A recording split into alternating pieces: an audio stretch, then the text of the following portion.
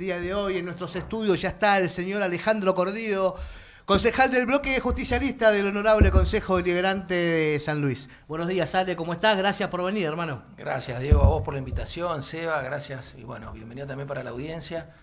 Para comenzar, ya sé que estamos en el proceso de saludo todavía, pero no puedo dejar de pensar en la simbología de lo que me representó tu editorial, y ya pienso ahora también en la simbología de Sebastián, señalando el gorro frigio, quizás. La protección de su cabeza, o no sé si nos acercamos a qué parte de qué continente, nos viste. Pero bueno, estamos en un proceso. Una Ullanca peronista, claro. En todo caso. Ojo, nada, ninguna cosa comunista rara. Claro. Por acá somos todos peronistas, pero nos abrigamos bien. Claro, pero viste que hay referencias permanentes, ¿no? En este Siempre. Tiempo de violencia absoluta en el discurso. Claro que sí. Claro. Estamos buscando símbolos todo el tiempo, porque también sentimos a veces que los actos no alcanzan.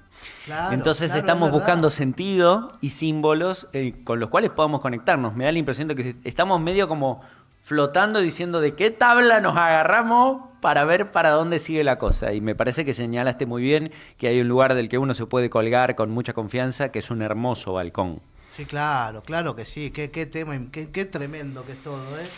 Y aparte, digo, no sé si están de acuerdo con esto, cómo se vuelven a dar algunas situaciones para el pueblo argentino en su totalidad, ¿no? Los que están de este lado e incluso también los que están de la vereda de enfrente, Ale.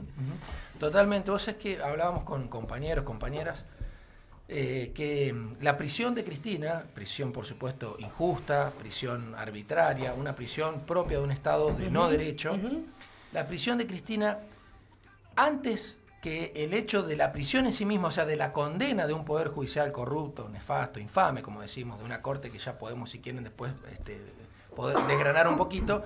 Desgranar la corte un poquito sí me gustaría, pero bueno, ¿cómo? La prisión de Cristina es como es, creo yo, ¿no? Sin ninguna duda, que es un acontecimiento canónico. Claro. Esto que vos estás diciendo, otra vez el pueblo, exactamente.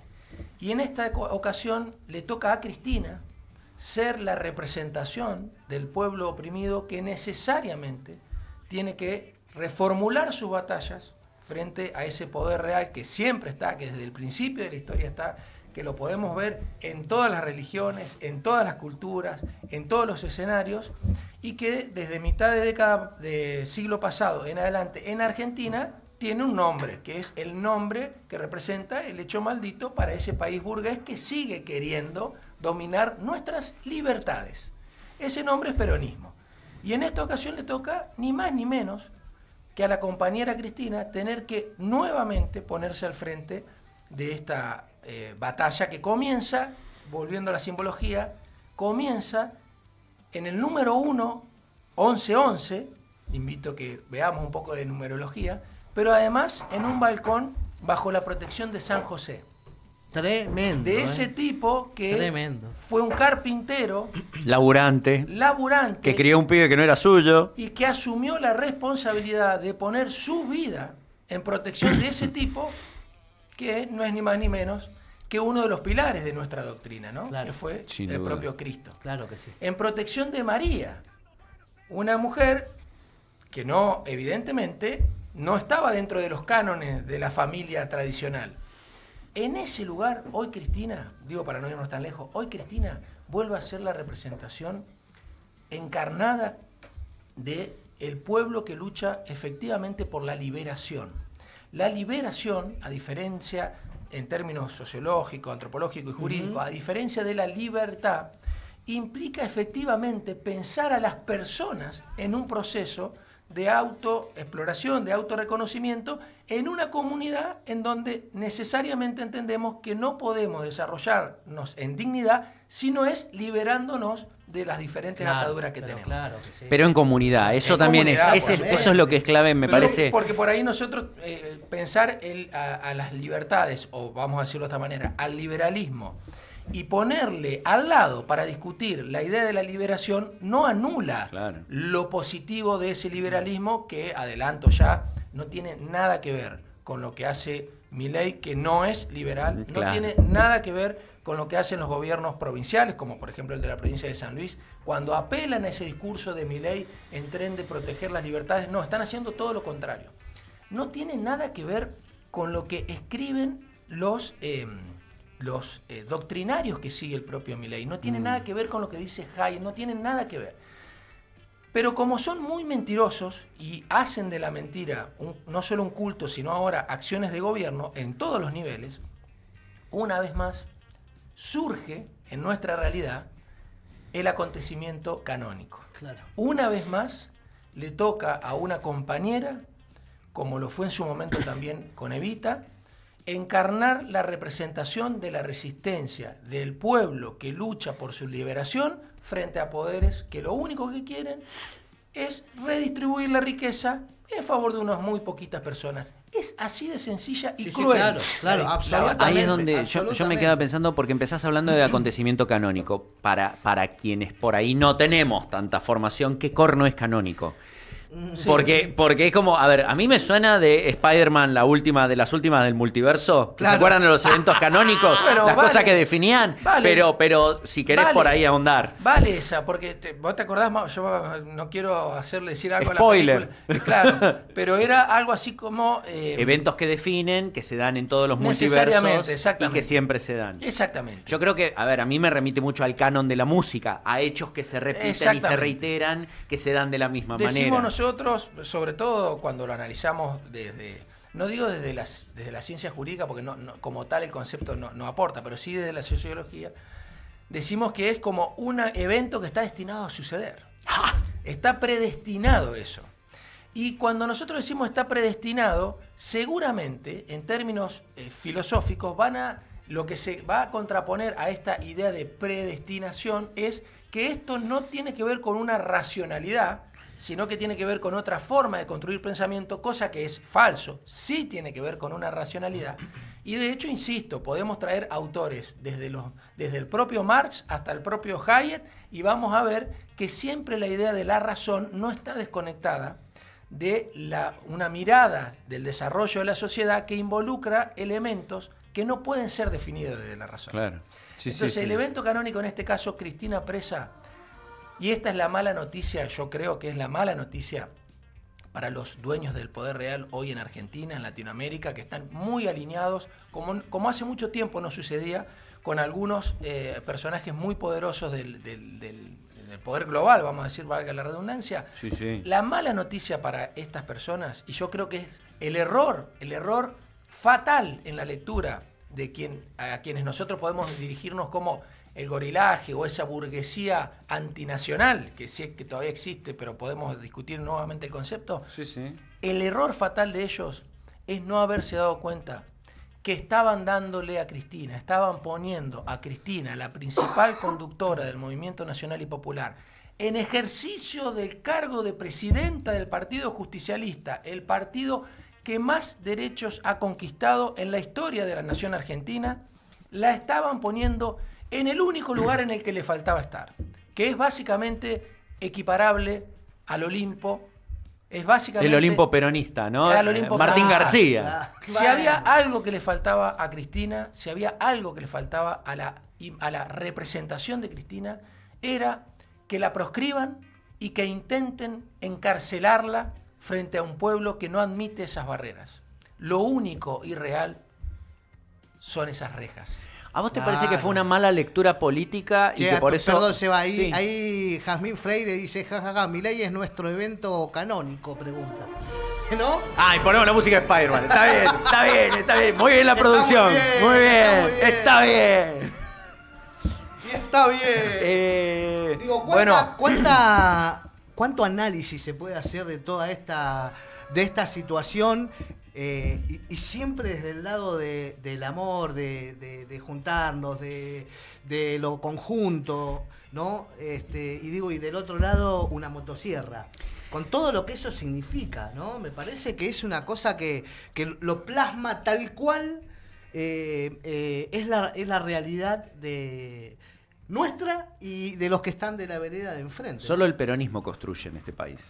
Solo el peronismo construye. Sí. Las otras alternativas de poder o se desinflan o destruyen. Y acá es donde también yo me quedo pensando en esto del tema del error político de decidir meter presa a Cristina en este momento.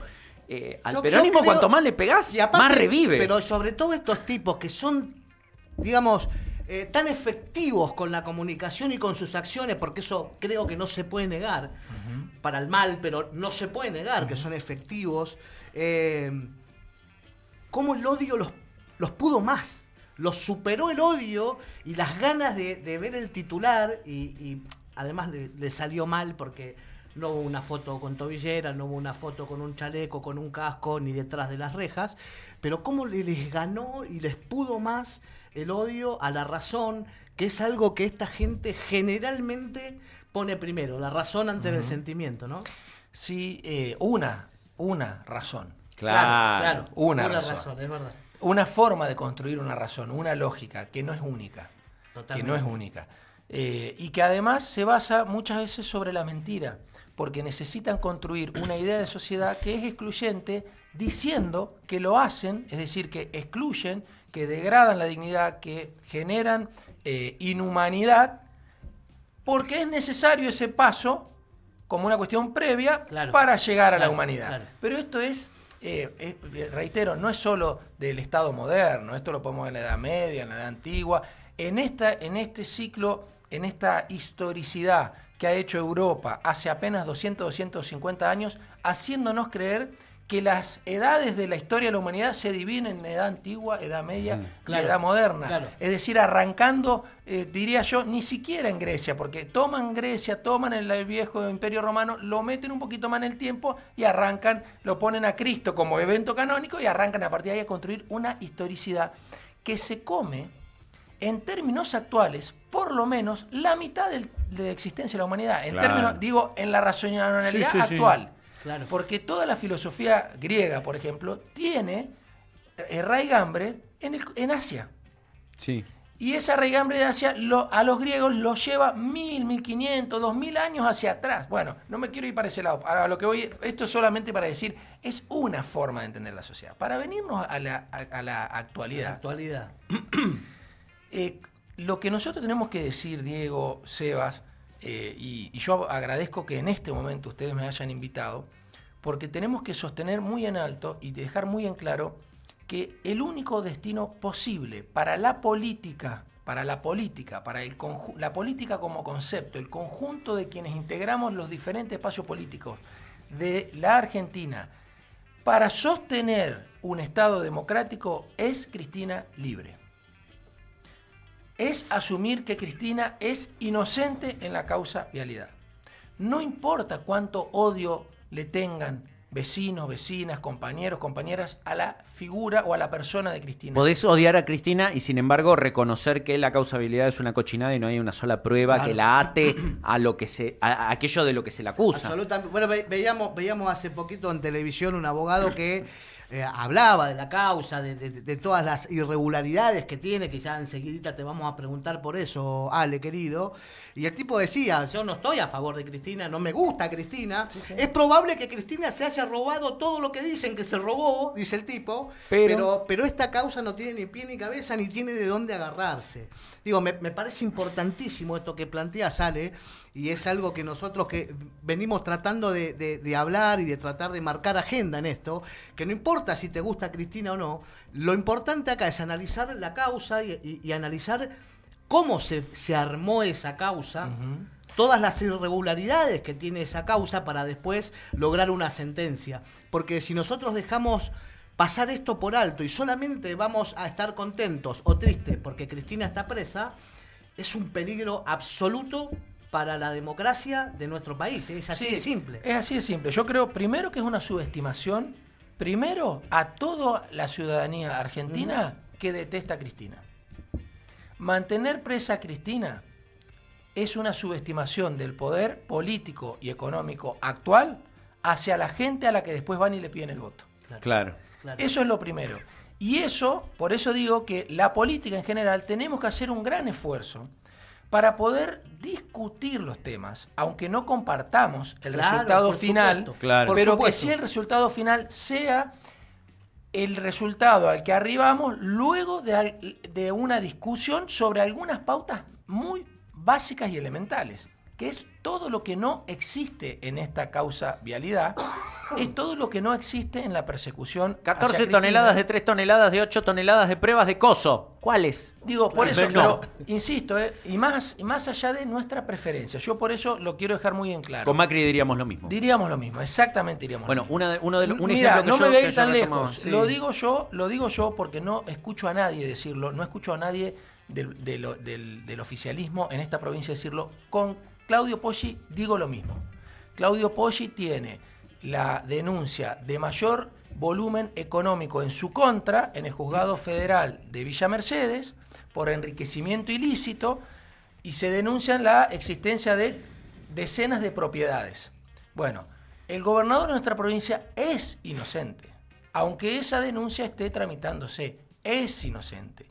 Merece un juicio justo. Esas propiedades no son de él. No lo sabemos. Asumir que es inocente hasta que se demuestre lo contrario. Por supuesto.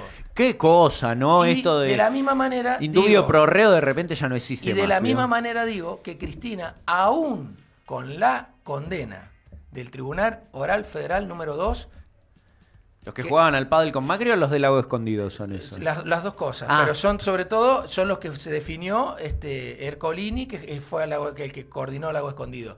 Pero el Tribunal Oral Federal y la Cámara, que eran los que jugaban al pádel, el Tribunal Oral jugaban al fútbol. Al fútbol, en los abrojos. Exactamente, junto con el fiscal Luciani, en la quinta de Macri, y respondían a Mauricio Macri. Y los de la Cámara de Casación eran los que jugaban al pádel con Macri. Que estaban en las videollamadas con el mate del escudo que referenciaba, era un mensaje muy mafioso, ¿no? Por supuesto. Marcar como decir, yo pertenezco a esto y qué. Por supuesto, el juez Jiménez Uriburu, junto con el juez Gorini, mientras leían la condena a Cristina, le mostraban así el mate de Liverpool, el club de Mauricio Macri.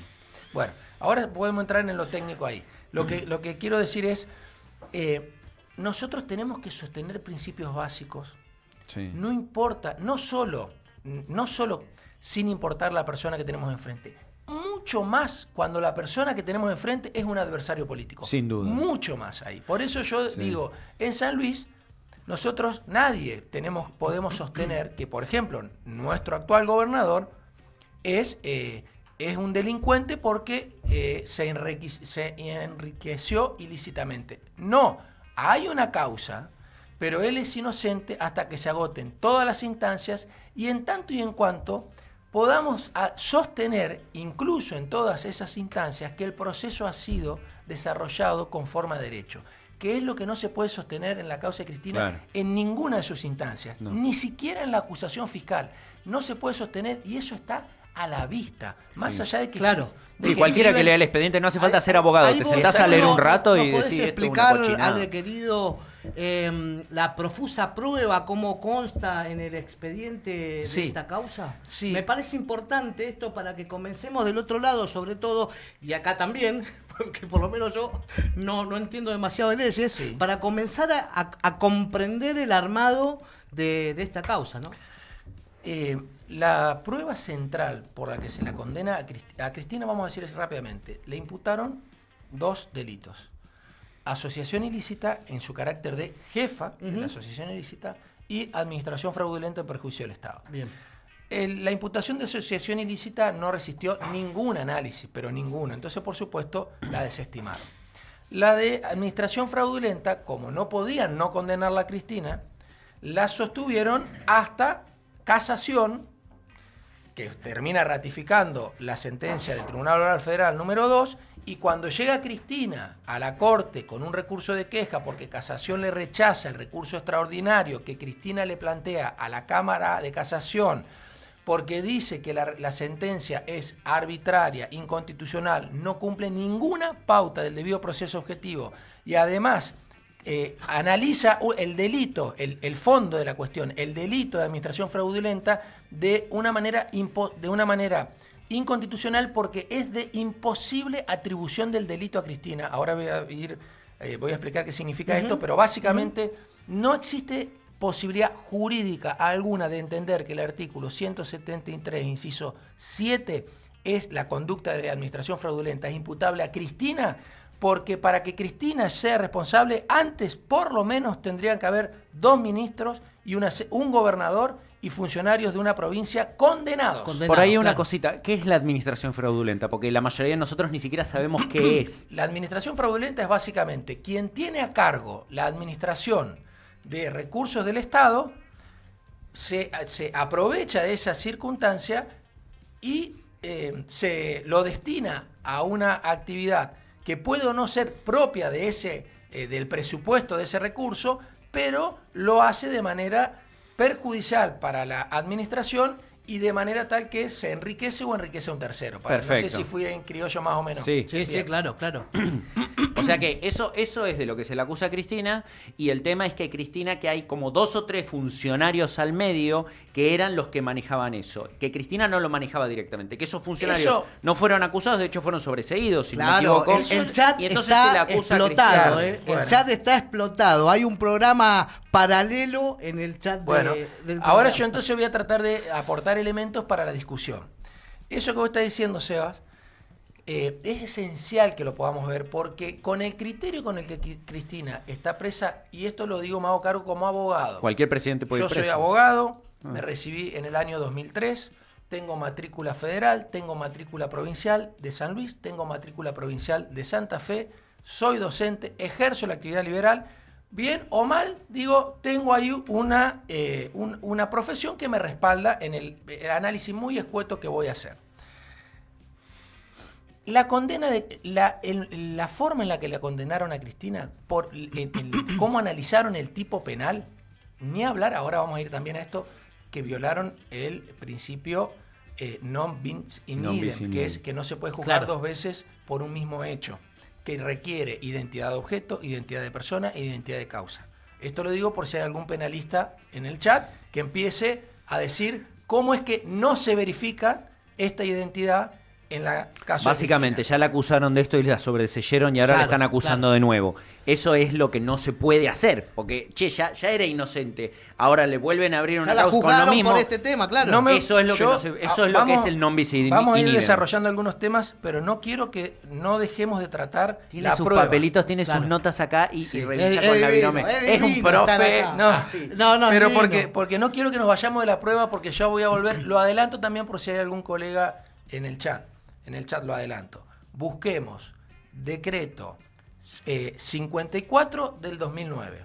Ese es el instrumento por el cual el Tribunal Oral Federal número 2 y la Cámara de Casación Penal de la Nación Argentina pusieron presa a la principal dirigente política de la oposición. No podrían seguir siendo jueces ni fiscales, Luciani, un segundo más en un Estado de Derecho. Fuerte, Decreto 54/2009. Búsquenlo y ahora ya vamos a volver sobre ese tema. No me quiero ir de lo que veníamos hablando recién. Vuelvo ahora a esta cuestión. Y después, para que cierres la idea, contanos si tuvo implicancia que en la Corte haya 3. Por supuesto, por supuesto. Porque me parece importante también. Voy a decir esto, adelanto ya. Ninguno de esos 3 jueces de la Corte reviste imparcialidad frente a Cristina. Claro. Ninguno de esos 3 jueces de la Corte cumple los principios de Vanguardia, que son principios de la expertos de Naciones Unidas, que se firmaron entre el 2001 y el 2002. Empezaron en esa ciudad de India y se terminaron de firmar en el 2002 en La Haya, en Países Bajos. Ninguno. 2 de 3 jueces fueron puestos a dedo por Macri, dejémonos de joder. Por ejemplo, ahí ya tenés uno. Y el tercero tiene una enemistad manifiesta con Cristina. El tercero tiene una enemistad manifiesta con Cristina y fue el que hizo pasear en nuestro país al fiscal Moro, que es el emblema de la corrupción judicial y del lawfare en Latinoamérica, habiendo sido él quien puso preso y lo mantuvo durante 1 año y medio a Lula, que se demostró finalmente que era inocente.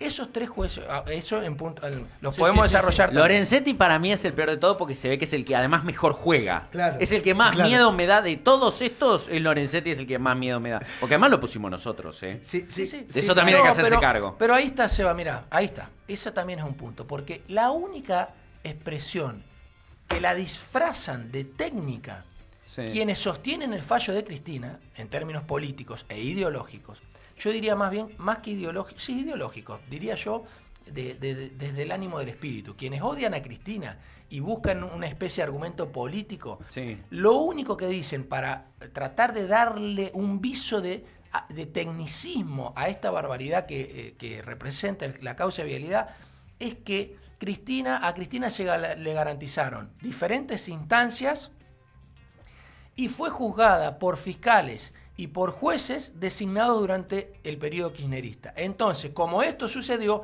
es imposible que la sentencia sea injusta. Yo les digo, a todas esas personas los invito, los convoco a un debate público, técnico, en cualquier canal, acá o en un canal oficial, para analizar cada uno de esos puntos y nos vamos a dar cuenta que eso es una falacia.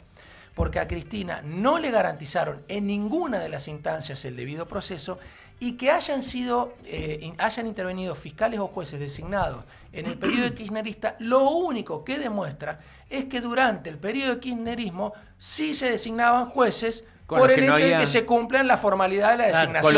Con los que no había subsecuencia ideológica y que no eran grande, ¿no? Es una diferencia abismal. Sí, vos mirás la corte que armó Cristina con Fight, con Lorenzetti, con 4 o 5, que vos decís, altos gorila, viejo, y sin embargo fueron igual, porque eran tipos que laburaban bien. Ese es el elemento central para distinguir entre un proyecto político que más allá de lo que se diga es democrático y proyectos políticos que son autoritarios y necesitan ir hacia un Estado de no totalmente. derecho. Con las mismas herramientas, ¿no? Con una corte, con un poder judicial, con las mismas herramientas. Ale, acá me llega una pregunta más que interesante. Dice que por favor que Alejandro explique la importancia del Consejo de la Magistratura de la manera en que está funcionando hoy.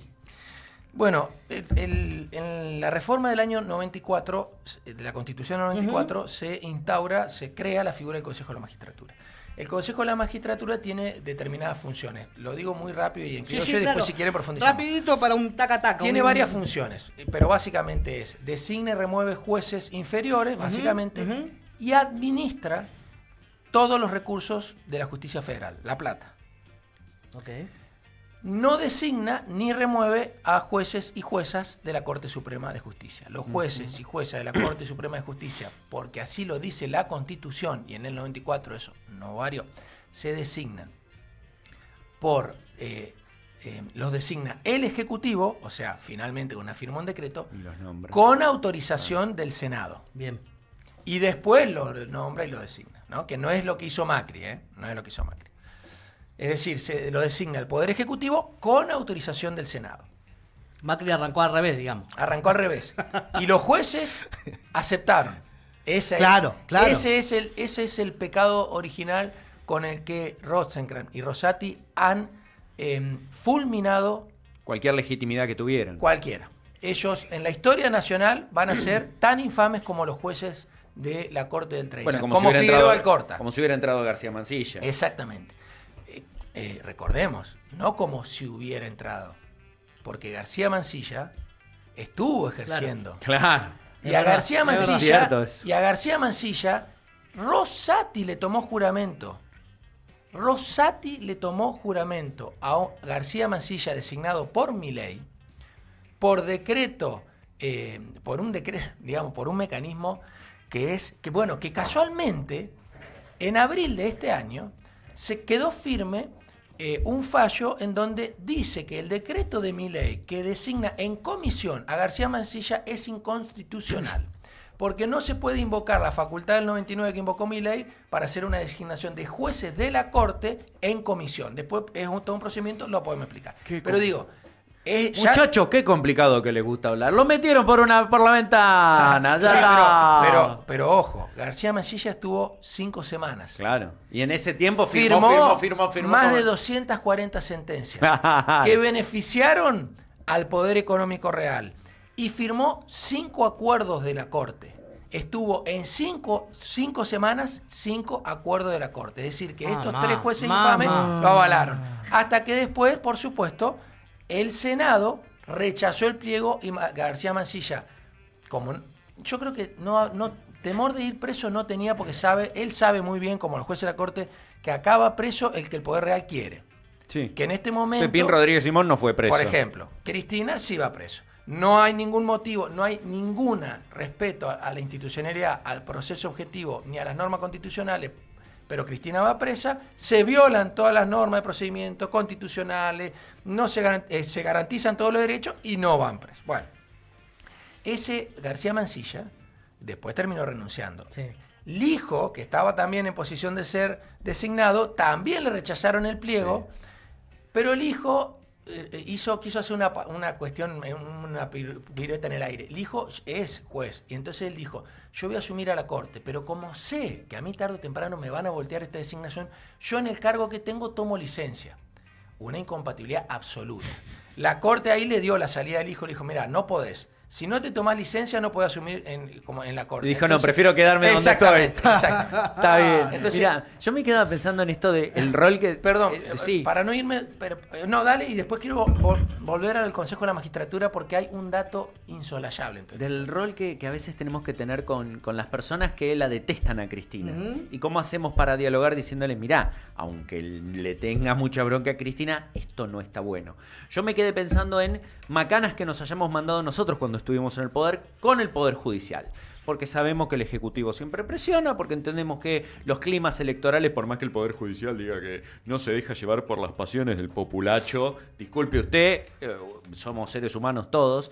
Yo me acuerdo cuando a los hijos de Ernestina Herrera de Noble les hicieron compulsivamente sacarse sangre para hacer el cotejo en el banco genético.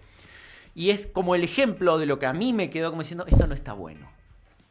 Por más que todos sospecháramos que eran pibes apropiados, si los pibes no querían que hubiera una orden de un juez ahí para meterse con los hijos de Ernesto, ¿me entendés? Como decir, sí, claro, esta no está buena. Pero, perdón, Seba, pero fíjate el impacto de lo que estamos hablando, ¿no? No, yo entiendo que son cosas totalmente distintas. El impacto de lo que estamos hablando, yo ahí... No es lo mismo, no, nadie, a ver, no proscribimos a Macri.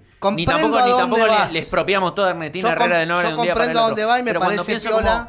Cosas en las que puedo empatizar con gente que por ahí se sintió muy mal por cómo el Poder Judicial actuó con los hijos de Ernestina Herrera de Noble en ese momento, y yo digo, bueno, capaz es un puente esto que estoy trayendo a colación para decir, che, mirá, yo reconozco que esto estuvo mal, para mí esto estuvo mal. Sí, me parece que vos deberías reconocer que contra Cristina no hay una sola prueba, hermano. Claro, pero digo, ante el impacto de ambas situaciones, yo no cedo medio centímetro, Seba. Yo estoy de acuerdo. No es que quiero anular tu posición o tu propuesta, ¿no? No, pero digo, en este caso yo no cedo medio centímetro. Es una invitación a que aflojen un poco los que solo la odian. Entonces, como, che, mirá, es mejor que haya cierta pauta de imparcialidad, de apego a los hechos y de respeto por los derechos de las personas, inclusive aunque esas personas no te caigan bien. No, sin lugar a duda, pero digo, con respecto a esto y tomando lo que vos decís, le quiero preguntar a Ale si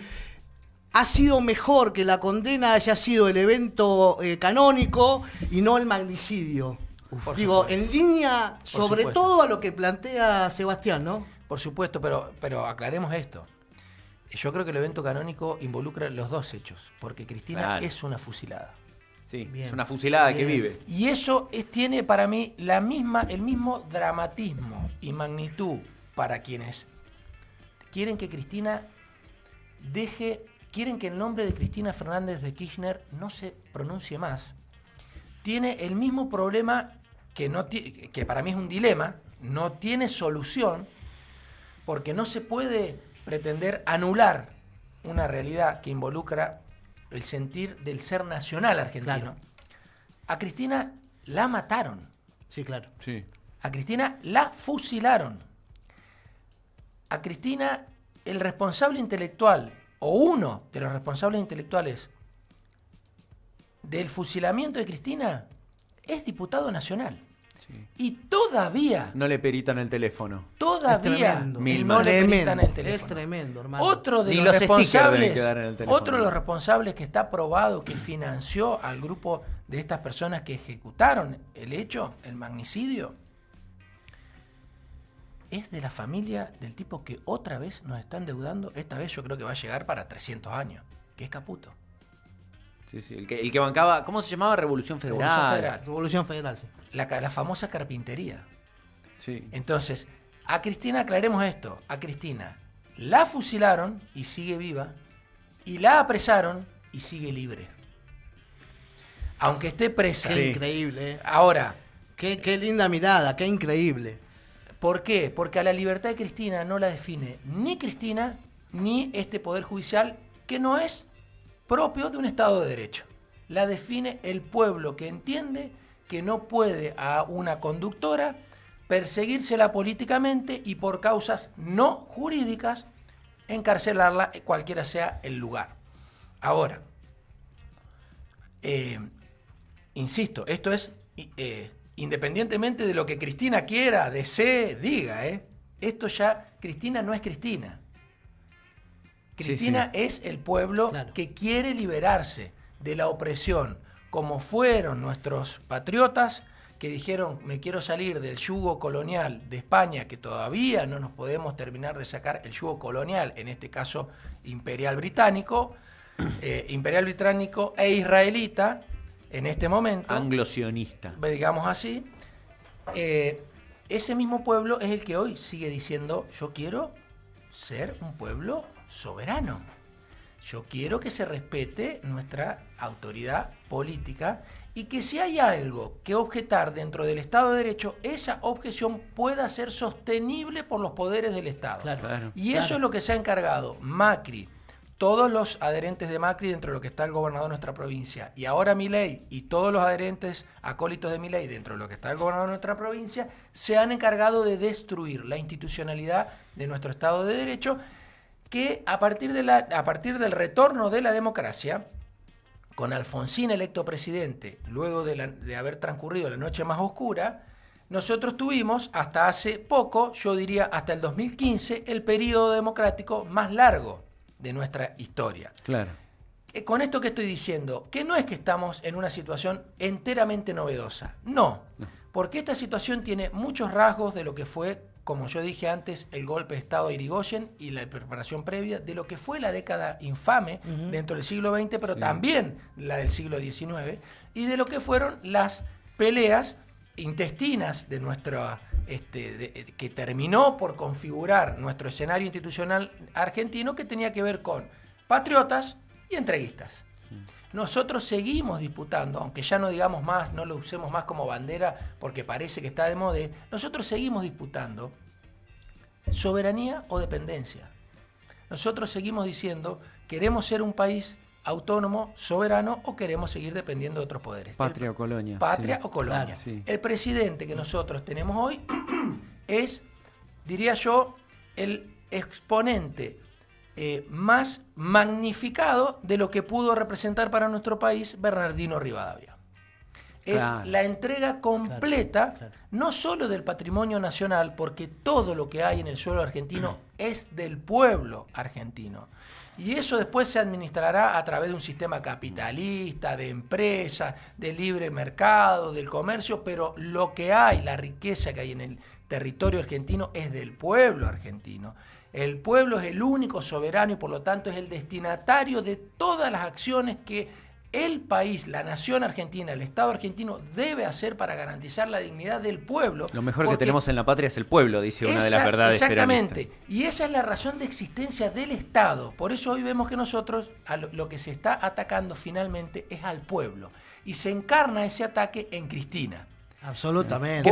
Qué fuerte el hilo que tirás entre la década infame y este evento, porque yo pienso que la última vez que se valió así a un dirigente de semejante calibre fue en el intento de asesinato de Lisandro de la Torre. Claro. Así de explícito, ¿viste? Y en pleno momento de fervor y en pleno momento en el que encarnaba después. Cabe recordar que, si no me equivoco, a un diputado peronista, no me acuerdo si en San Juan o dónde, le pegaron un tiro en un escenario hace un par de años. Hace poquito. Pasó. Fue en el norte.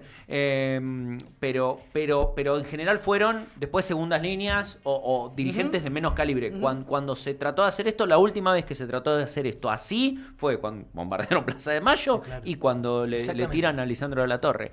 Entonces Cristina queda inscripta en una narrativa que inclusive supera la de Néstor.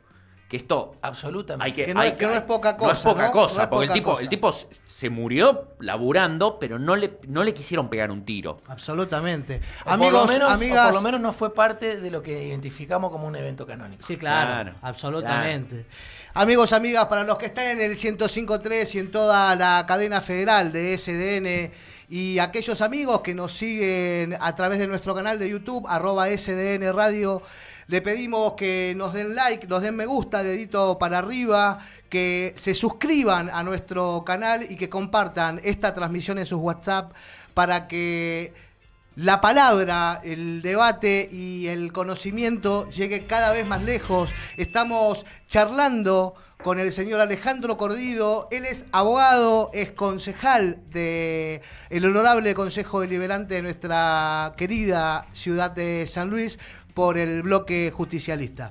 Estamos en una charla muy, pero muy interesante. Hay muchísima gente del otro lado y les voy a hacer una propuesta. Les voy a proponer leer absolutamente todos los mensajes y en contrapartida, en contrapago, ustedes se suscriben al canal. Hagamos ese juego que nos dan una mano realmente grande. Si querés ir mandando en pantalla, Pipa querido, así mi amigo Sebastián me ayuda. Vamos a leer en voz alta, a darle una mano a los que necesitan anteojos.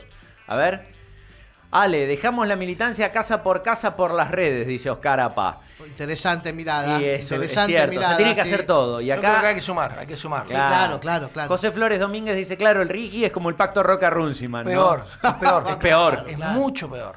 A la pelota. Infinitamente peor. A la pelota. Porque el RIGI termina de entregar todo atisbo de soberanía en términos jurisdiccionales. Claro. Yo a esto lo discutí en el Consejo Deliberante de la Ciudad de San Luis. Te dirán, ¿por qué tan lejos, tan chiquito allá? Y yo decía que el ministro de Producción de la provincia de San Luis, Federico Tromboto, electo senador por San Martín, dijo públicamente que la adhesión al RIGI no afectaba ninguna norma ambiental de la provincia. Porque en la ley provincial, que es motivada por el propio Federico Tromboto, digamos que es el ministro más cercano al gobernador Claudio Poggi, escribieron un artículo donde dicen que se hace reserva de ciertas normas provinciales en lo ambiental. Pero en el artículo 1 adhieren al RIGI. El RIGI, recordemos, es un capítulo, el capítulo más extenso de la ley bases. El RIGI es un régimen que para entrar en vigencia en una provincia requiere, o en un municipio, requiere la adhesión, necesariamente la adhesión. Pero si vos adherís, admitís, como provincia, admitís que el RIGI es de orden público, no admite derogación ni restricción alguna. No admite derogación alguna. Es entendido como pauta interpretativa del artículo 75, inciso 18, cláusula del desarrollo. Es una reforma constitucional. Efectivamente. Lo hicieron bien a esto. Se garantizaron de que cada gobernador que adhiera al RIGI asuma en la adhesión, no importan los artículos siguientes, porque ahora, todos los artículos siguientes después entran en una discusión que ahora voy a contar cuál es el final de la discusión jurídica. Se entiende que la adhesión al RIGI se comprende dentro de la cláusula del progreso y desarrollo del inciso 18 del artículo 75 de la Constitución Nacional, y eso lo dice el artículo de adhesión al RIGI en la ley bases. Y además dice que cualquier norma que se contraponga, restrinja, altere o pueda de alguna manera menoscabar cualquier circunstancia que el régimen establezca en beneficio de una empresa es nula de nulidad absoluta. Y que si se va a discutir judicialmente, se va a discutir en tribunales internacionales, y acá viene el chiste. Tribunales internacionales en Nueva York, que van a ser definidos por las empresas. Bien. O sea, a ver, ¿te acuerdas del despelote de la fragata de Libertad? ¿Se acuerdan? Bueno, nos va a pasar, pero para todo el país. A mí lo que me pasa con eso... ¿Por qué yo digo que es peor que Roca-Runciman? Porque además el RIGI, una vez que vos adheriste, rige por 30 años. Bueno, ahí donde yo digo, a ver, la impresión que a mí me queda, y que a veces nos pasa a los militantes es, che, pero el Poder Judicial... A ver, estos tipos ganan. Derogaron la Constitución del 49 por decreto y dos boludeces. Sí. Hacen lo que se les canta con el sistema legislativo, con el sistema judicial, hacen la reforma de fondo que quieren. ¿Por qué no podemos llegar nosotros y tirar todo esto por la ventana y decirle, toma de acá? Sí, claro, porque yo quiero que hagamos eso, perdón. Yo lo que pasa es que la pérdida absoluta de seguridad jurídica me parece que tiene un poquito de impacto en un país también. Pero, Seba, seamos claros, perdón. Dale. Seamos claros. Eso que vos acabas de decir es lo que normalmente se dice cuando asume un gobierno peronista. Lo dicen las cortes, que son cortes como las de estos tipos, que son infames. Son tipos que no tienen ningún prestigio, tienen mucho poder. Y se creen monarcas porque además duran mientras vivan. Claro, absolutamente. O por lo menos hasta que cumplan 75 años, y como estos tienen el poder, van a seguir renovando, salvo que el poder real los quiera cambiar. Hay que analizar. Pero digo, eso que vos dijiste hace un ratito, que la seguridad jurídica se pone en cuestión, yo lo voy a decir también como abogado y como militante. El partido político que mayor seguridad jurídica le ha dado al Estado argentino es el peronista. Sin duda. Esto que están haciendo, el RIGI es el emblema de la inseguridad jurídica. Claro. Por eso espantan a las inversiones. A ver, por eso es que no viene ninguna... Yo soy un gran empresario. Tengo que hacer una inversión de 15.000 millones de dólares. La voy a poner en un país que sé que tiene un psicótico que habla con los perros muertos y que me arma un esquema legal sin ninguna legitimidad que sé que va a durar lo que un pedo en una canasta. No, yo no pongo un mango. Por eso es que a pesar de que se apruebe todo esto, no vienen a instalarse 900 millones de empresas y traen montones de plantas. Por eso Petronas también se fue a la bosta. Perdón, pero lo que yo les propongo a ambos, sobre todo un desafío para Ale, es que hagamos un ping-pong con los mensajitos cortitos, para que hagamos un ida y vuelta rápido. No sé cómo estamos en el horario, pero no quisiera, antes de ir. No, por favor, vuelvo para no irme. Ley de Consejo de la Magistratura. Vuelvo a ese punto, perdón que me vaya a pasar. Digo solamente esto. Esta Corte dejó sin efecto una ley del Congreso que establecía cómo se componía el Consejo de la Magistratura y revivió una ley derogada por el Congreso. Nigromancia jurídica. Eso se llama legislar. Claro. Esta Corte. Por eso, todo lo que nosotros hablemos sobre el Consejo de la Magistratura cae en saco roto. No importa que venga a mí, que yo soy amante de Zaffaroni, no importa que a mí Zaffaroni me diga, Alejandro, lo que hizo la Corte está bien, no, es imposible. Y no importa que el mejor de los doctrinarios de la ultraderecha le diga a cualquier abogado que es imposible. Claro. La Corte legisló expresamente. ¿Y saben quién es el presidente del Consejo de la Magistratura? Hoy, de manera inconstitucional, Rosati.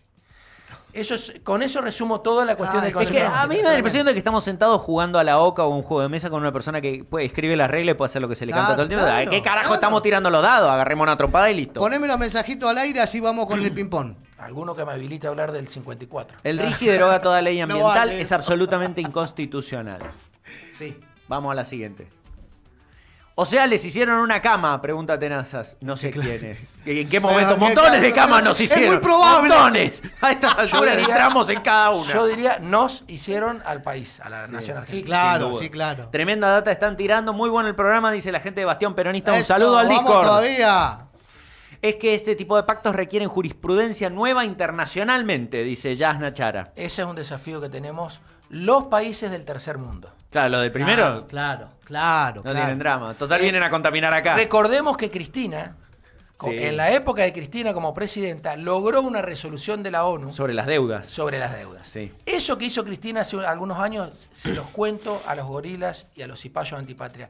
Lo vamos a retomar. Y vamos a ir a discutir no solo nuestra deuda externa, que es ilegítima e ilegal, y no la vamos a pagar, sino que además no la vamos a pagar porque en la ONU se va a terminar diciendo que no hay que pagar. Y nos juntamos con Egipto y Grecia y quebramos el FMI. Así es. Hay que crear un tribunal especial de derechos humanos en cada provincia y meterlos a todos presos. No hay más alternativa que la fuerza desde la razón, dice Alejandro. La miércoles. Yo creo que sí, hay que crear tribunales especiales que tengan perspectiva en derechos humanos, sí, porque las justicias, tanto federal como provincial, no la tienen como una pauta. Entonces yo creo que sí sería interesante la discusión, que es equivalente a lo que en Europa es, por ejemplo, los tribunales constitucionales. Claro. Básicamente, creo que no hay que meterlos presos a la fuerza, todo lo contrario, hay que garantizarle de principio a fin todos los derechos procesales, todas las garantías constitucionales para que no pase lo que está pasando con los juicios a nuestros genocidas fueron muy contundentes y se pudieron sostener más allá de los vaivenes políticos. Esa es la prueba. Gracias a que las pruebas eran así de contundentes y brutales. No hace falta meterlos a todos presos porque se nos canta. Alcanza con ver lo que hicieron y meter presos a los que hicieron barbaridades. Si se prueba. Probado, por supuesto. Si se prueba y si se le garantizan los derechos como corresponde. Gracias, sigamos con el ping-pong, que hay que cumplir a la gente que le pedimos que se suscriban. Vamos. Después de la última elección que se perdió para el peronismo provincial, ¿qué autocrítica tuvo el Partido Justicialista Provincial? Pregunta Diego Rojo.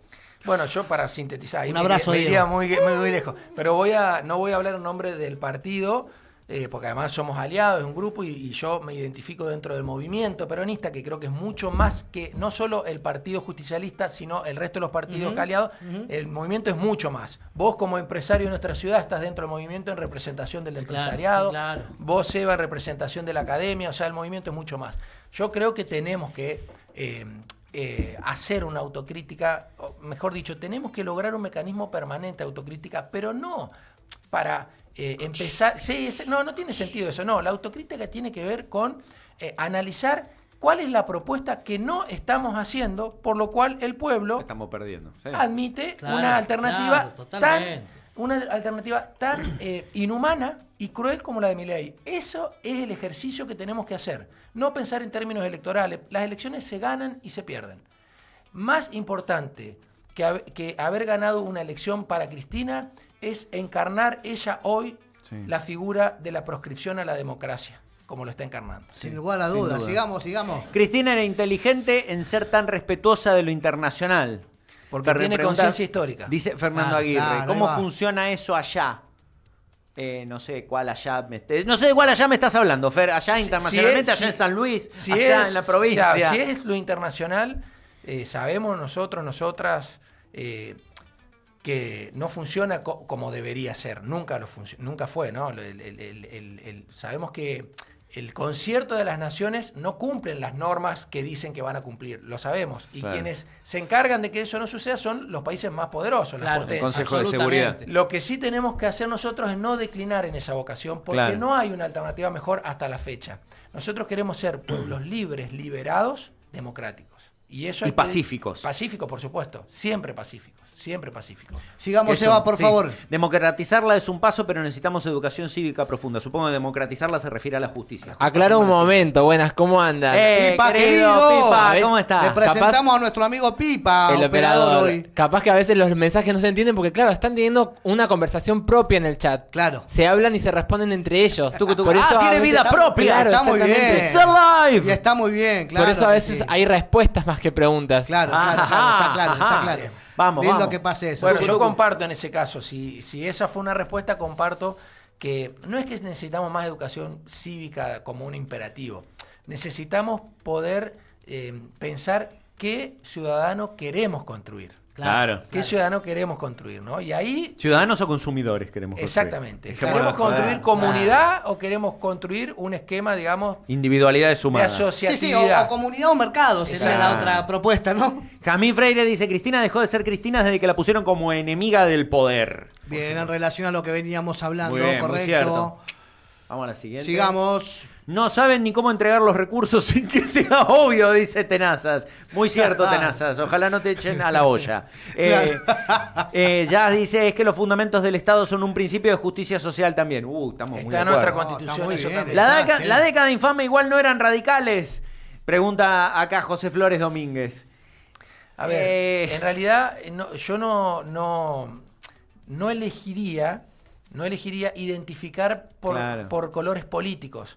Sí elegiría analizar los procesos históricos por las decisiones que se toman, sobre todo en ejercicio de los poderes públicos, por personas que puedan venir de diferentes procedencias políticas. ¿no? Porque si vos a mí me decís, ¿quién es un pensador peronista para vos que describa lo que significa el peronismo? Yo te voy a decir, y bueno, puede ser Jauretche. Y Irigoyen, pero a ver, Irigoyen fue el tipo que fundó YPF. Entonces, ¿cómo no va a ser un compañero peronista de Irigoyen? Pero si no existía el peronismo como tal, porque yo creo que... Jesús era peronista, ya está, muchacho, Mira, el compañero Juan Domingo Perón, en una de sus obras geniales que es La Comunidad Organizada, él dice... Licurgio, el primer peronista. Un senador romano que fue el autor de la primer ley de minifundio que registra, vamos a decir así, el Occidente. Así que mirá si Cristo no va a ser... Por favor. No más que yo, Humberto. Había una respuesta ahí interna. No más que yo, Humberto, pero es la sangre que llevamos como peronchos. Muy bien. Eso. Había una parte del antirigoyenismo, pero también estaba la pata aristocrática, sí, sin duda. En parte sí, pero mucho más metido el aparato oligarca. Sí, oligarca, etcétera. Pero algo pasa con el pueblo de hoy. A Rivadavia lo sacaron por entregar minas a los ingleses, pero hoy con el Rigia a muchos no se les mueve un pelo. Bueno, claro, el RIGI es como el pacto Roca-Runciman, acá es lo que veníamos diciendo. Vamos a la siguiente. Tiqui, tiqui, tiqui. ¿De qué manera el peronismo puede influenciar más inteligentemente la justicia? Pregunta Juan Vázquez. Sospecho que es mi hermano menor. Hola, Jumi. Un abrazo grande para Juan, entonces. Yo creo que es intentando y peleando denodadamente y hasta el final de los tiempos y más allá también por una justicia justa que se estructure no solo en lo orgánico, sino en la persecución del valor justicia, que es para lo que está este poder del Estado, tres poderes, teniendo como eje el respeto a las libertades individuales y a la justicia social.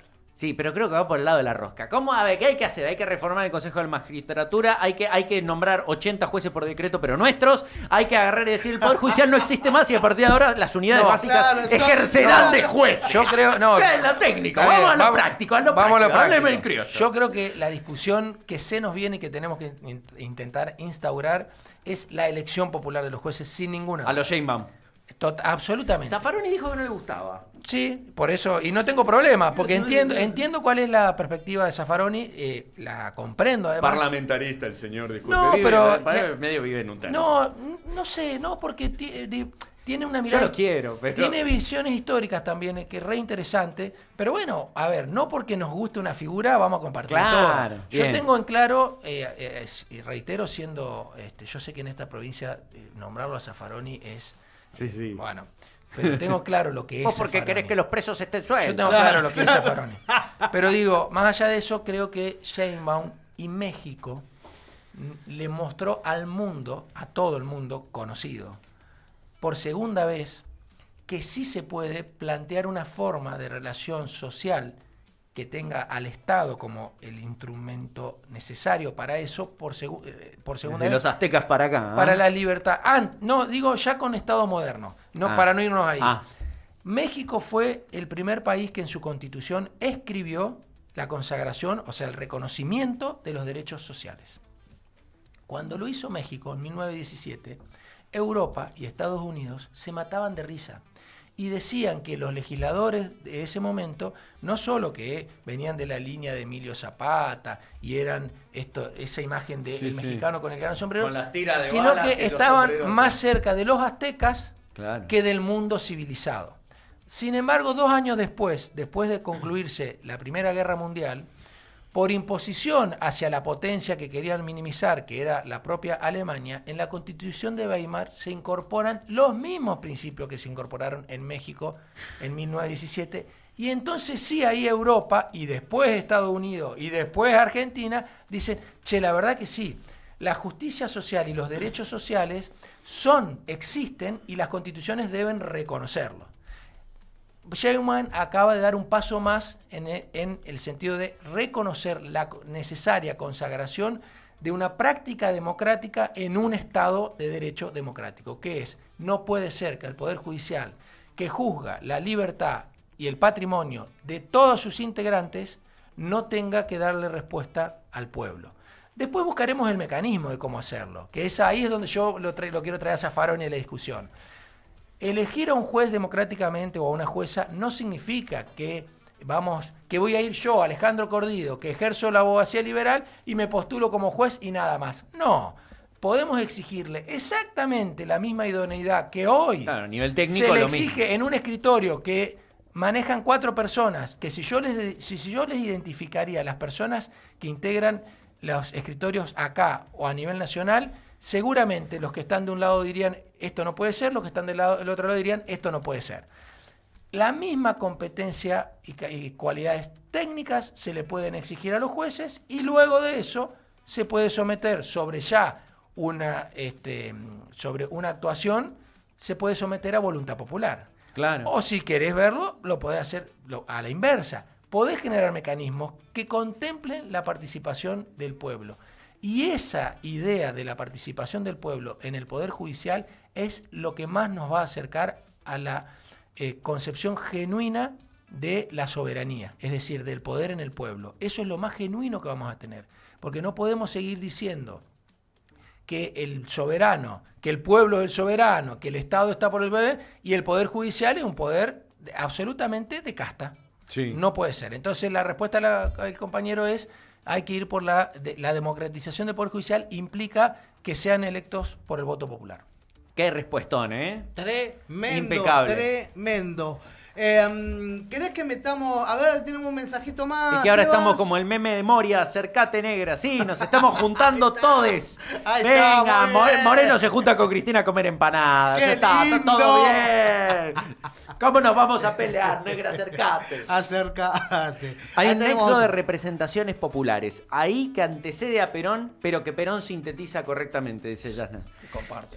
Hay que agregar más jueces a la corte y que no duren para siempre. Estamos también de acuerdo. claro, sí, Totalmente, claro, la democratización de la justicia es necesidad popular de la época. Y además la manera de darle un poco más de popularidad, no solo de popularización, sino de popularidad al Poder Judicial, Claro. que en este momento es el que más imagen Eso negativa es un tiene. desastre, es un desastre Juan absoluto. creando una verdadera justicia, no esta injusta justicia, contesta Oscar Apa, le contesta mi hermano. Toda nuestra Muy familia bien. charlando. Sí, claro, está muy lindo José eso. Flores Domínguez dice que estamos en una justicia parada desde que arrancó Milei. Bueno, yo diría que Macri se fue todo al diablo. Sí. El datazo de conexión histórica que tira este genio. ¿Vieron que es un genio el muchacho? ¿Vieron?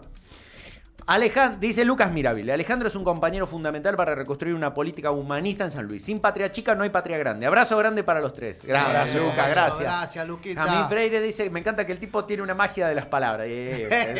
Claro. Yo la vi a Bregman entrar al PJ y saludar al Pitu. Dice ahí. Fernando Muy Aguirre bueno. dice, Bregman debe ser de las del PIT que más me gusta. Bueno, Sí, está ahí, es sí, medio sí. hegemónica además, Bregman. Ah, pará, ¿de qué estamos hablando? No opinamos de los cuerpos ajenos. Necesitamos jueces que respeten la Constitución y no se sometan al poder económico, dice Alejandro. Hermoso, hermoso. Y la con verdad eso que estamos, toda la tanda. Hermoso, muy lindo, muy Con lindo la todo, charla muy lindo intensa. todo. Ale, ¿te quedó algún temita que, Sí. que quieras abordar? ¿Cuándo te va a decir que no, Ale? No, claro, no. Pero porque vos sabés que en Por realidad... eso le dije temita. No, pero voy a de la tra- izquierda en el peronismo vamos a hacer Noruega. ¡Eso! Yo digo que cuando esté el peronismo, ya está. Ya está. Vamos No, a hacer pero- Argentina. porque- Che, les aviso a todos y todas que acaba de llegar nuestro próximo invitado, el señor Luis Armesto, Compañero que en querido. cualquier momento lo ponemos en cámara para que se sume a la Ah, ya charla. que estamos, un poco Pero más. claro que sí, en cualquier momento lo ponemos. ¿Estás para salir, amigo? Yo sé que usted es un coqueto. Acá dice que no, que bueno, que Claro que tiene sí, sí, que sí. retocar el jopo. Es un coqueto. Le voy a robar unos minutos al compañero Luis que por la causa entiendo que no va a tener problema. Porque no quiero desaprovechar la invitación una vez más y por supuesto agradecerle a ustedes, compañeros, compañeras y a la gente que se prende en esto. No quiero desaprovechar esta oportunidad, me parece que es el momento de hablar del decreto 54/2009. Porque vos en esta charla que vamos y venimos me dijiste, che, ¿cuál es la prueba? Claro. Concretamente. Entonces yo ahora lo que digo es a cualquier abogado, a cualquier operador del derecho, a cualquiera, de cualquier signo político, quiero invitarlo a que podamos construir debates públicos sobre la prueba por la cual Cristina ha sido injustamente condenada. Y yo digo inconstitucional e inconvencionalmente condenada. El eje de esa prueba... Ahí tenemos, mirá, en Ahí pantalla. está, el Muy decreto bien. 54/2019. Muy bien, Pipa. No, y vuelvo al delito, 173, inciso 7, administración fraudulenta, porque por ahí uno arranca y ya después nos vamos. Claro. Cristina firma ese decreto, 54/2019, porque por supuesto no puede haber ningún decreto que no firme la máxima autoridad, es decir, Claro, la presidenta. claro. Como no podría haber un decreto en la provincia de San Luis que no lo firme Poggi. Poggi. Bien. A ese decreto lo firma junto con Sergio Tomás Massa y Julio De Vido. En ese decreto, lo que dice el Poder Ejecutivo, y lo aclaran explícitamente, porque el Ministerio de Obra Pública a cargo de Julio De Vido así lo dispone, Que todos sabemos que Julio De Vido era un ladrón, obviamente. Cristina firma el decreto habilitado por el ministro Julio De Vido, que en uso de las facultades, no sé si se lee ahí, pero está la ley, La gente lo puede la ley leer. de obra pública. Bueno, Julio De Vido autoriza a que el fondo fiduciario que fue creado en el año 2001 a través del decreto 760, firmado por De la Rúa. Ah, de la Rúa. De la Rúa en el año 2001 firma el decreto 760. Hace que una pila de guita. crea un fondo fiduciario y dice, este fondo fiduciario va a ser destinado a obras viales. Es para refuerzo de obra pública, ¿verdad? Exactamente. En el año 2002, el decreto 357-2002 dice que, en la misma línea, que la Secretaría de Obra Pública tiene que, de alguna manera, redireccionar los fondos de fideicomiso para fortalecer las obras viales. Claro. Segundo decreto era anterior al kirchnerismo, pero el más relevante es el que crea el fondo fiduciario para obra pública. No lo dice específicamente para obras públicas viales, el de la Rúa, pero sí para obra pública. El siguiente, obras públicas viales. Okay. Cristina, en el año 2009, firma el decreto 54 y dice que las obras autoriza a la Secretaría de Desarrollo Urbano y a Vialidad Nacional, que es un ente desconcentrado, a, canalizar, instrumentar, utilizar, ejecutar el fondo fiduciario esa pila de guita creado para obras públicas viales, para que lo pueda hacer directamente Vialidad, firmando convenio haciéndolo el propio Vialidad o firmando convenio con provincia, municipio, entidad. Para eso lo hace en el marco de la ley, estoy diciendo decreto 54-2009, en el 2005 se sanciona la ley 26028, gobierno de Néstor. Que crea un fondo con los impuestos al combustible, para resumirlo. Sí. ¿Se acuerdan que fue también un conflicto? Esa ley crea un fondo con impuestos al combustible y dice cómo se aplica ese fondo. Ah, sí, que es la guita que ahora se están afanando porque no arreglan nada. Exactamente. Exacto. Existía ese decreto vigente 760-2001 que generaba este fideicomiso para obras públicas. Existía este decreto vigente todavía 357-2002 que decía que ese fideicomiso se aplicaba a obras públicas viales. Y en el 2005 se sanciona la ley nacional que crea un impuesto para juntar plata para obra pública. Y lo que dice Cristina es que el producido de ese, en el decreto 54-2009, que el producido de ese impuesto puede ser aplicado a obra pública vial, como lo dicen las normas previas, que no son de Cristina, no solo por el Ministerio de Obra Pública, que es la autoridad de aplicación de la Ley Nacional 26028, sino por la propia vialidad. Ahora, no solo por vialidad, sino además por la Secretaría de Vivienda y Urbanismo, porque el fondo, la ley crea diferentes fondos. Entonces Cristina lo que firma como presidenta diciendo que ahora Vialidad puede desarrollar la competencia que la ley le da al Ministerio de Obra Pública, y esa ley dice al Ministerio de Obra Pública como el Ministerio lo disponga. No hay ninguna cuestión en la cual Cristina designa una licitación a dedo. No, eso... No, porque a ver, yo te digo, la impresión que me da, que mucha gente tiene, es que Cristina le pasaba dedo a Lázaro Báez y se quedaba con una mordida. Aprovecho para que, si tiene ganas, Luis se sume a la charla. Está escuchando, muy bien, bueno, bárbaro. Vuelvo para resumir la idea. Entonces Cristina lo que hace es firma un decreto en donde en realidad, técnicamente, el ministro de Obra Pública, que es el que tiene que ejecutar los fondos de la ley 26028, debido, porque a ese decreto lo firma debido, el ministro de Obra Pública autoriza a Vialidad a hacer la ejecución de esos fondos. Pero no significa que le da la plata a Vialidad y le dice, vos hacés lo que vos quieras como vos quieras. No, porque tanto en la ley como en el decreto de la propia Cristina, todo eso además está sujeto a control permanente del Ministerio de Economía, como cualquier obra. Y la Auditoría General de la Nación, todo Oficina Anticorrupción, todo. Pero eso además está escrito en las normas. Por lo tanto, técnicamente es algo intrascendente, Es medio como la causa de dólar futuro, es judicializar un instrumento público que válido, es una competencia, válido, que es una competencia de la persona que lo ejecuta, que es un instrumento válido, porque te voy a decir diciendo que eso desembocó en una acción criminal que no está tipificada. ¿Qué le dijeron a Cristina? Yo estoy tratando de simplificar, es difícil por ahí el análisis, pero digo, ese decreto, todos están vigentes, la ley, los tres decretos, todo está vigente. no ha sido declarado inconstitucional, no puede ser declarado inconstitucional, pero fue firmado por Devido porque Devido ejecuta sus competencias como ministro de Obra Pública y fue firmado por Massa porque Massa era jefe de gabinete de ministros y el jefe de gabinete de ministros, por el artículo 100, inciso 1 de la Constitución, es el jefe de la administración del Estado. Claro. No hay nada que implique plata que pueda ir más arriba del jefe de gabinete. Bien. No hay nada, no hay nada. De jefe de gabinete para abajo. ¿A Massa le hicieron un juicio por alguna cosa de esta? Massa no. Massa. Yo sospecho que no. Yo insisto. Me cuesta seguirlo, pero se nota que entiende mucho, dice acá. Muy bien. Bueno, digo esto. Yo por eso lo freno de a rato. Sí. Aparte, toda esta información está disponible, quiero decir también. Por supuesto. ¿No? Más allá de tu mirada, toda esta información está disponible, quiero decir. Por supuesto. Por eso estoy mencionando las normas y todo.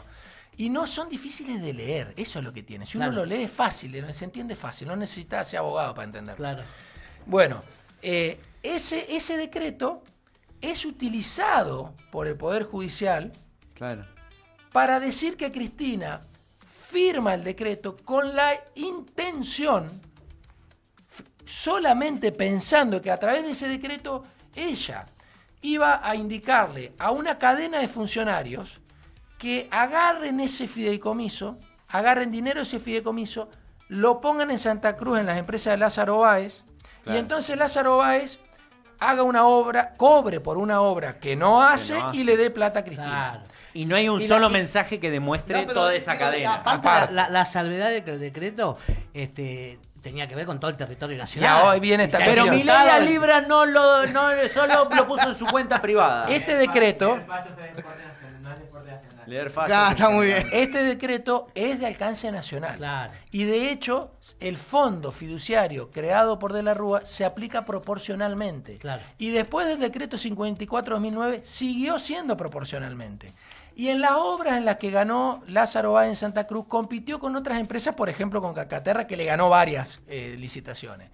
Y primo de Macri. Calcaterra, claro. Sí, primo de Macri, ¿no? Quiere decir, bueno, que con este criterio, Calcaterra, como Lázaro Báez, tendría que estar preso también. Claro. Bueno, yo lo que quiero decir es esto. Este decreto, que yo lo estoy explicando muy vulgarmente, es el elemento probatorio que toma el sistema judicial federal para sostener el invento, el cuentito que armaron sobre la causa vialidad. Es la única prueba que hay. Es la única prueba que ellos toman como prueba, porque ahora yo te voy a decir esto técnicamente. Este decreto ni siquiera es una prueba directa. Ah, bien. Este decreto, en este contexto, en el relato de esta causa, solo puede ser tomada, en el mejor de los casos, como una prueba indirecta indiciaria.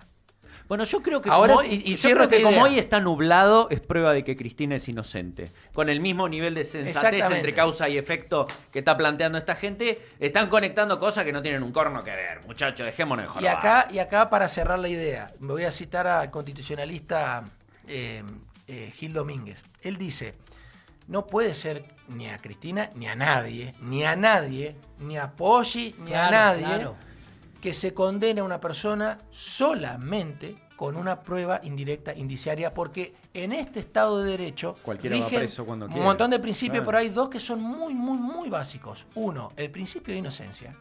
Es decir, que si vos no probás efectivamente que una persona acusada de un delito lo cometió, lo tenés que probar efectivamente, acabadamente, y mientras más grave y más magnitud representa la persona y lo que vos estás, más prueba tenés que tener.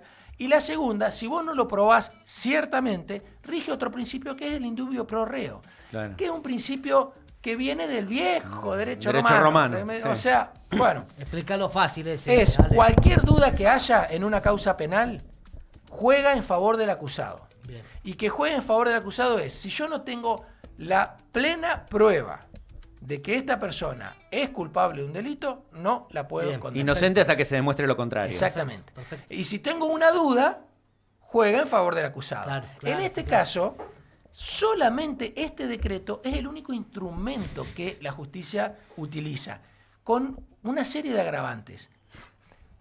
A ese decreto lo firmó Massa.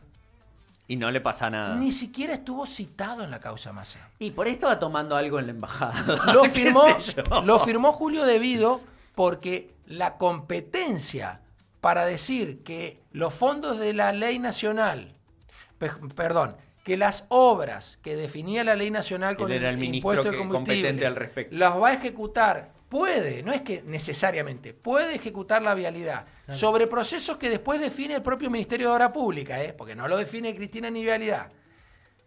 Esos fondos solo se puede transferir a vialidad si el Ministerio autorizaba, por eso firma ese decreto 54 de Debido. Y Debido fue parte del juicio. ¿Y saben qué pasó?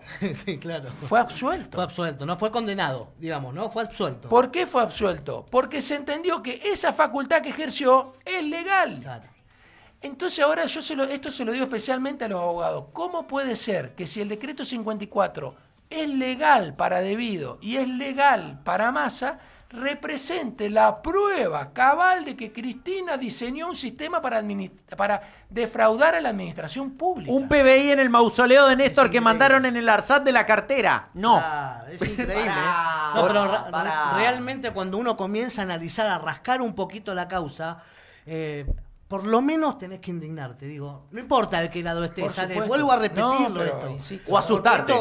Porque se agarran hacia Cristina. Tiene que ver con la democracia. O sea, tiene que ver con la justicia. El Poder Judicial acaba de dar por tierra con la seguridad jurídica para todos nosotros. Esto es lo que me parece que tenemos que leer, porque no es solo un mensaje para Cristina, es un mensaje para Milei, es un mensaje para cualquier dirigente diciendo, si queremos te agarramos, hermano. Y eso también sabemos que es una situación relativamente insostenible en el largo plazo. Quienes sabemos un poco de historia y miramos los escenarios, cuando los poderes judiciales empiezan a funcionar de una manera muy arbitraria, pierden legitimidad, que es lo único, que es la fuente de su poder. Sí, entonces, en algún momento se van a tener que amacar, porque la gente va a dejar de darles bola. Y en algún momento va a haber un escenario Martín García de, che, se acabó esto, mirá que vos podés sacarme los decretos, los papelitos, poner decreto número 54 millones, pero esto se vuela. No, pero aparte digo, quiero aclararle a los muchachos que el poder real no tiene amigos.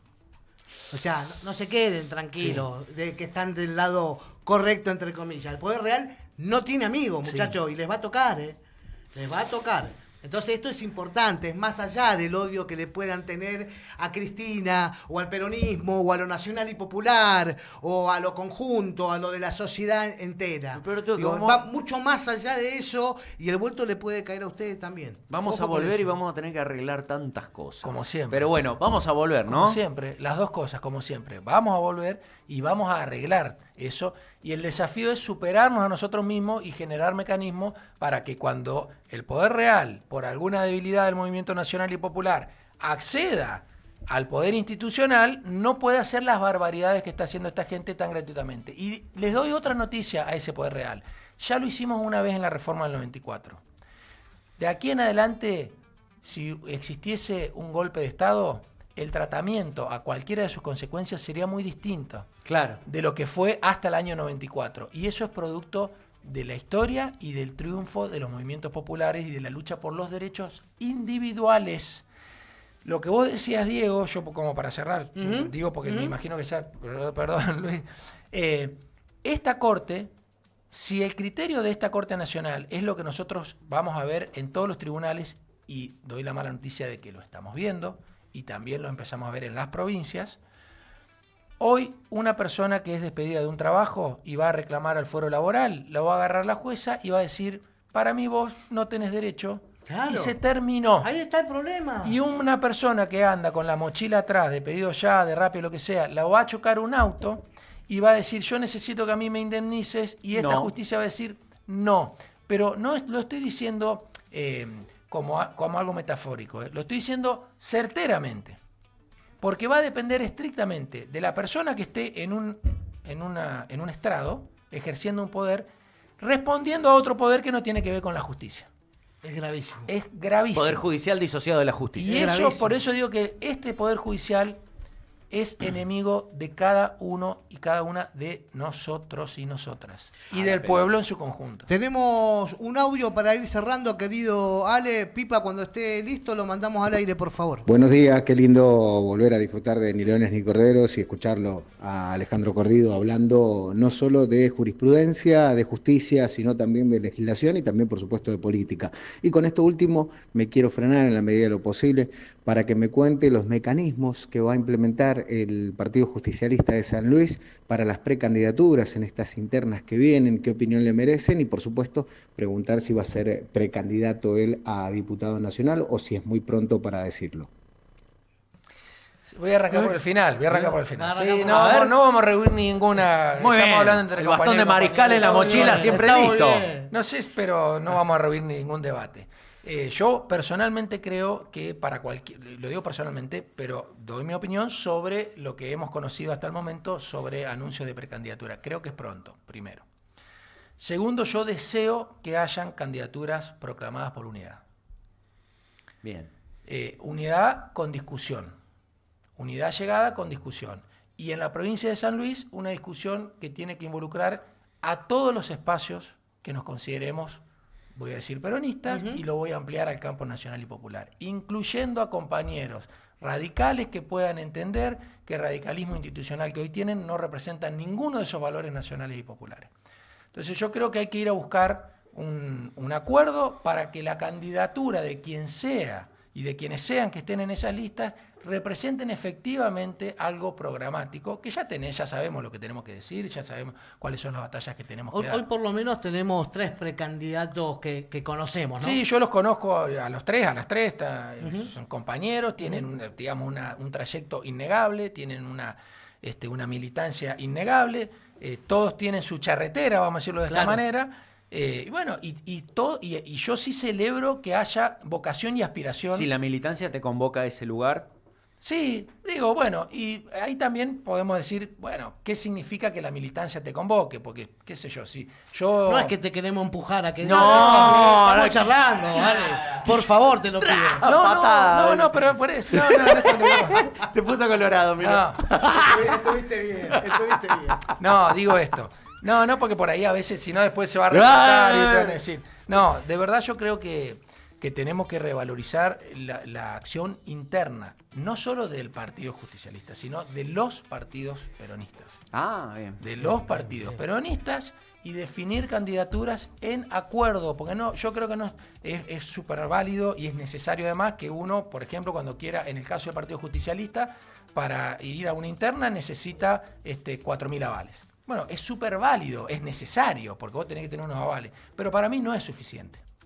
Pero de ninguna manera. ¿Vos querés más avales? No, por eso digo, no es suficiente, ningún número es suficiente.